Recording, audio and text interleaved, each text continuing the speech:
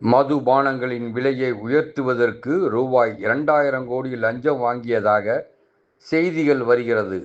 நான் கூறவில்லை, என் மீது வழக்கு போட்டு விடாதீர்கள். அதிமுக முன்னாள் அமைச்சர் திண்டுக்கல் சீனிவாசன் பேச்சு. திண்டுக்கல் நத்தம் சாலையில் உள்ள அதிமுக கட்சி அலுவலகத்தில் அதிமுகவின் அண்ணா தொழிற்சங்கம் பேரவையின் திண்டுக்கல் மாவட்ட நிர்வாகிகள் கூட்டம் நடைபெற்றது. கூட்டத்தில் கலந்து கொண்ட அதிமுக முன்னாள் அமைச்சர் திண்டுக்கல் சீனிவாசன் பேசுகையில், கரூர் சம்பவத்தில் பலியான 41 நபர்களுக்கு அரசு பணி கொடுத்துள்ளார். மகிழ்ச்சி. 800 கோடி, 1000 கோடி, 10,000 கோடி வைத்துள்ள நடிகருக்கு என்ன பிரச்சனை? சொந்த செலவில் பணம் கொடுத்தால் அனைவரும் பாராட்டுவார்கள். ஊரா வீட்டு நெய் என் பொண்டாட்டி கையி என்று சொல்லி அரசாங்க பணத்தை எடுத்து கொடுத்தால் இதெல்லாம் வாழ்க்கையா? வாழ வேண்டிய முறையா? இதெல்லாம் தேவையா? இப்படியெல்லாம் வாழலாமா? என்ன கேடு? ஒன்றுமே இல்லை என்கிற பொழுது அரசாங்கத்திடமிருந்து எடுத்து கொடுங்கள். கோடிக்கணக்கில் பணம் உள்ளது, எடுத்து கொடுங்கள். டாஸ்மாக் தயார் செய்யும் நிறுவனங்கள் ஜெகத் ரட்சகன், டி.ஆர். பாலு, சசிகலா ஆகியோர்கள் பாட்டில் விலையை உயர்த்துங்கள் என முதலமைச்சரிடம் கூறுகிறார்கள். சரி என்று கூறிவிட்டு 3ஆம் நாள் 2000 கோடி சென்று உள்ளது என செய்தி வந்துள்ளது. நான் சொன்னேன் என்று என் மீது வழக்கு போட்டு விடாதீர்கள். அனைத்தும் பத்திரிகையில் வந்த செய்தியை தான் நான் சொன்னேன். இது உண்மையாக இருந்தால் லஞ்சம் வாங்க மாட்டோம், லஞ்சம் வாங்க விடமாட்டோம் என்று பேசுகிற தாவேகா முதலாளி விஜய் அவர்கள் தயவு செய்து நிரூபிக்க வேண்டும். லஞ்சமே வாங்குவது இல்லை என தாவேகாவினர் கூறுகின்றனர். திண்டுக்கல் பத்திர அலுவலகத்தில் எனக்கு தெரிந்த குடும்பம் வருகிறார்கள். வீட்டு பஞ்சாயத்தில் பிள்ளைக்கு சொத்து எழுதி கொடுக்க போகிறேன் என கூறுகிறார்கள். பத்திர பதிவு அலுவலகத்திற்கு சென்றால் அது சொத்தை, இது சொத்தை என கூறுகிறார்கள்.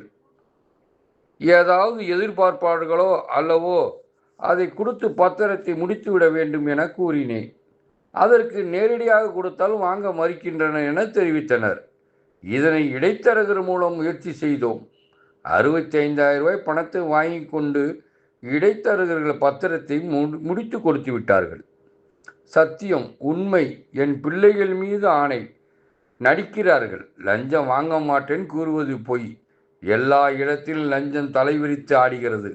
காரணம், சீக்கிரம் வெளியே வரும் ஒவ்வொரு பாதிக்கப்படும் போதுதான்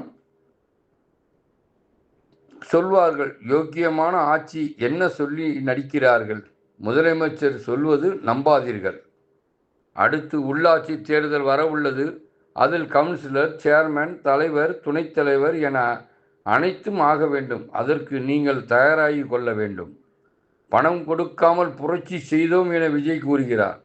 அந்த புரட்சி உண்மையானால் அதே பணம் கொடுக்காமல் நாமளும் ஓட்டு கேட்போம். என்ன நடக்குது என்று பார்ப்போம். இது பெரிய ஏமாற்று வேலையாக இருக்கிறது. நாம் எச்சரிக்கையாக இருக்க வேண்டும் என பேசினார். ஜெகத் ரட்சகன், டி.ஆர். பாலு, நம்ம சசிகலாமா, இந்த மாதிரி ஆட்கள் எல்லாம் மது உற்பத்தி தயார் பண்றாங்க. அவங்க எல்லாம் நேரம் ஐயா வணக்கம் சொல்றாங்க. முதலமைச்சரான சொன்னதுக்கு பின்னால எங்களுக்கு விலையை கூட்டி கொடுங்க, பாட்டுக்கு உணர்வு பண்ணுங்க அப்படின்றாங்க. சரின்னு சொல்றாரு. 3ஆம் நாள் 2000 கோடி போயிருக்குன்னு பேப்பர்ல வந்திருக்கு. ஐயா நான் சொன்னேன்னு கேஸ் போடுறாருங்க.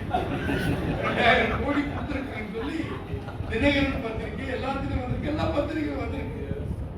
இது உண்மையாக இருந்தால் லஞ்சம் வாங்க மாட்டோம், லஞ்சம் வாங்க விட மாட்டோம் பேசுற நம்முடைய தாவேகா கட்சி முதலாளி திரு விஜய் அவர்கள் தயவு செஞ்சு அதை நிரூபி. அதை நீங்க இப்படி இது ஒரு வெளியே தெரியாது. லஞ்சமே வாங்குறது இல்லைன்றாங்க. நம்ம ஊர் பத்திரப்பதிவு ஆபீஸ் இருக்கு இல்லைங்களா, பத்திரப்பதிவு ஆபீஸ்ல அன்னைக்கு ஒரு குடும்பம் வர்றாங்க. எங்க வீட்டு பஞ்சாயத்து பிள்ளைக்கு சொத்தை நான் எழுதி கொடுக்கணும். அங்க போனா அது சொத்தை, இது சொத்துன்னு சொல்றாங்க. அப்படின்னு நிறைய பொண்ணுங்கன்னா எதிர்பார்ப்பாங்க, இதே கொடுத்துட்டு போங்கப்பா அப்படின்னு. நேராக வாங்க மாட்டேங்கிறாங்க. நீங்க பத்திரம் எழுதுறாங்கல்ல ஒரு 10 பேர், அவங்களுக்கு கையில முடி, அவர்தான் தூதுவரா இருப்பாங்க. அதே மாதிரி பிடிச்சாரு 65,000 வாங்கிட்டு எழுதி முடிச்சுட்டாங்க. நம்பிக்கலாம் நம்ம ஊர் பத்திரம் சத்தியம், உண்மையை பிள்ளைகள் மீது ஆணை. ஏன் இதை சொல்றேன்? சொல்றேன்னா நடிக்கிறாங்க எல்லாம் லஞ்சம் வாங்க மாட்டோம். இப்ப எல்லாத்துக்கும் சைல வாங்குறாங்கல்ல பிஏ இவங்களுக்கு லாபம் வாங்கி போச்சு. முதல்ல நேரம் மந்திரிகிட்ட கொடுத்தாங்க கரெக்டா கொடுக்கணும். இப்ப இந்த மாதிரி பண்ணிட்டாங்க இல்லையா? அதனால எல்லா இடத்திலும் லஞ்சம் தலைவிரித்தாடுகிறது. இந்த நாடகம் சீக்கிரம் வெளியே வரும். ஒவ்வொருத்தரும் பாதிக்கும் போதுதான் சொல்லுவாங்க, நீங்க அந்த வேலைக்கு போக தாசில்தார் ஆஃபீஸுக்கு மற்ற இடங்களுக்கெல்லாம் போகும்போது அது உண்மையை வெளியே வரும். அதனால இது யோக்கியமான ஆட்சின்னு சொல்லி வெளியே நடிக்கிறார் முதலமைச்சர். அது தவறு, நம்பாதீங்க.